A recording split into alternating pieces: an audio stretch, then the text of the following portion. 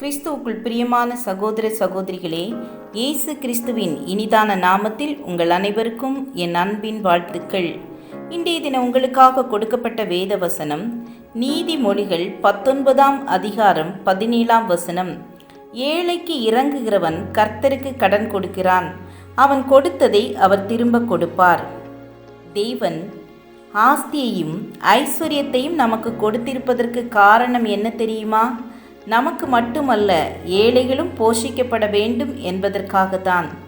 நீங்கள் எல்லாவற்றிலும் எப்பொழுதும் சம்பூர்ணமுடையவர்களாயும் சகலவித நற்கிரியைகளிலும் பெறுகிறவர்களுமாயிருக்கும்படியாக தேவன் உங்களிடத்தில் சகலவித கிருபையும் பெருக செய்ய வல்லவராயிருக்கிறார். வாரி இறைத்தான், ஏழைகளுக்கு கொடுத்தான், அவனுடைய நீதி என்றென்றைக்கும் நிற்கும் என்று சங்கீதம் 112:9 எழுதப்பட்டுள்ளது. இதன் அர்த்தம் என்னவென்றால், ஊழியங்களுக்கு கணக்கு பார்க்காமல் மனதில் ஆவியானவர் நியமித்தபடி கொடுக்க வேண்டும். ஏழைகளுக்கும் அவர்கள் திருப்தி அடையும்படி கொடுக்க வேண்டும். ஏதோ கொடுக்கிறேன் என்று சாதாரணமாக அல்ல, அவர்கள் மனம் நிறைவாகும்படி கொடுத்தல் அவசியம். கொடுத்தலில் யார் ஏழை, யார் பணக்காரன் என்பதை பற்றி உங்களுக்கு ஒரு கதை சொல்ல போகிறேன். ஒரு பணக்கார அம்மா துணிக்கடைக்கு போய் கடைக்காரரிடம், எனது மகனுக்கு திருமணம் ஆகவே எனது வீட்டில் வேலை செய்யும் பணிப்பெண்ணிற்கு கொடுக்க மிக குறைந்த விலையில் ஒரு சேலை கொடுங்கள் என்று வாங்கி செல்கிறார்.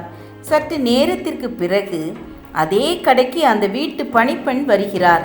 கடைக்காரரிடம், என் முதலாளியின் மகனுக்கு கல்யாணம், அதனால் எனது முதலாளி அம்மாவுக்கு பரிசாக கொடுப்பதற்கு உங்கள் கடையில் மிக உயர்ந்த விலையுடைய சேலைகளை எடுத்து போடுங்கள் என்று பார்த்து மிக உயர்ந்த விலையுடைய ஒரு சேலையை வாங்கி செல்கிறார்.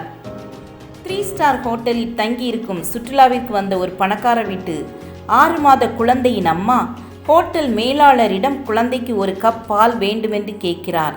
அதற்கு அந்த மேலாளர், பாலுக்கு நீங்கள் தனியாக பணம் செலுத்த வேண்டும் என்று கூற, பணக்கார அம்மாவும் பணத்தை செலுத்தி பாலை வாங்கி குழந்தைக்கு கொடுக்கிறார். ஒரு நாள் சுற்றி பார்த்துவிட்டு ஹோட்டலுக்கு திரும்பும் வழியில் குழந்தை பசியால் அழுததால் ரோட்டின் ஓரத்தில் இருந்த டீ கடையில் ஒரு கப் பால் வாங்கி குழந்தைக்கு ஊட்டினார்.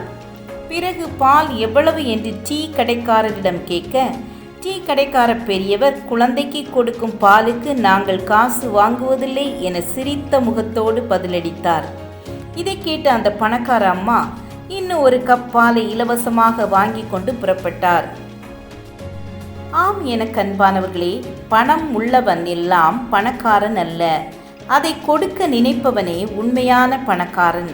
தன்னிடம் பணம் இருந்தும் சாதாரண சேலை வாங்கும் பணக்கார பெண்மணியும், பால் வாங்க பணம் இருந்தும் இலவசமாக கிடைக்கிறதே என 2 கப் பால் வாங்கின அந்த பணக்கார 2 பெண்மணிகளே ஏழையாயிருக்கிறார்கள். தன்னிடம் அதிகமான பணம் இல்லாவிட்டாலும் அதிக விலை கொடுத்து துணி வாங்கின பணிப்பெண்ணும் 3 ஸ்டார் ஹோட்டல் நடத்துகிற முதலாளி போல் அல்லாமல் சாதாரண டீ கடை நடத்தும் பெரியவர் இலவசமாய் 2 கப் பால் கொடுத்தாரே, இவர்கள்தான் பணக்காரர்கள். கொடுப்பது மிக அவசியம். கிறிஸ்தவம் என்பது தன்னிடம் உள்ளதை கொடுப்பதுதான். கொடுத்தலில்தான் ஆசீர்வாதங்கள் அடங்கி இருக்கிறது என்பதை இன்று புரிந்து கொள்ளுங்கள். இந்த உலகத்தில் நிறைய நல்ல மனிதர்கள் வாழ்ந்து கொண்டுதான் இருக்கிறார்கள். நம் கண்களுக்கு தென்படவில்லை என்றால் பரவாயில்லை, நீங்கள் அவர்களில் ஒருவராக இருக்க முயற்சி செய்யுங்கள். பைபிளில் பவுல் சொல்கிறார், நீங்கள் பக்தி விருத்தி அடையவும் பரிசுத்தமாக்கப்பட்ட அனைவருக்குள்ளும் உங்களுக்கு சுதந்திரத்தை கொடுக்கவும் வல்லவராயிருக்கிற தேவனுக்கும் அவருடைய கிருபையுள்ள வசனத்துக்கும் உங்களை ஒப்பு கொடுக்கிறேன். ஏழை எளிய மக்களுக்கு கொடுத்து உதவுங்கள். இயேசு சொல்கிறார், கொடுங்கள், அப்பொழுது உங்களுக்கு கொடுக்கப்படும். அப்போது அமுக்கி குலுக்கி சரிந்து விழும்படி நன்றாய் அளந்து உங்கள் மடியிலே போடுவார்கள். நீங்கள் எந்த அளவினால் அளக்கிறீர்களோ அந்த அளவினால் உங்களுக்கும் அளக்கப்படும் என்றார். ஜெபம் செய்வோம். கிருபையும் இரக்கம் நிறைந்த கர்த்தாவே, எங்களையும் கொடுக்கிறவர்களாக மாற்றுங்க. பிறரிடத்தில் நாங்கள் அன்பு செலுத்தவும், ஏழைகளை நேசிக்கவும், உம்முடைய ஊழியத்துக்கென்று நாங்கள் செய்யவும் உதவி செய்யுங்க. இயேசுவின் நாமத்தில் பிதாவே, ஆமீன், ஆமீன்.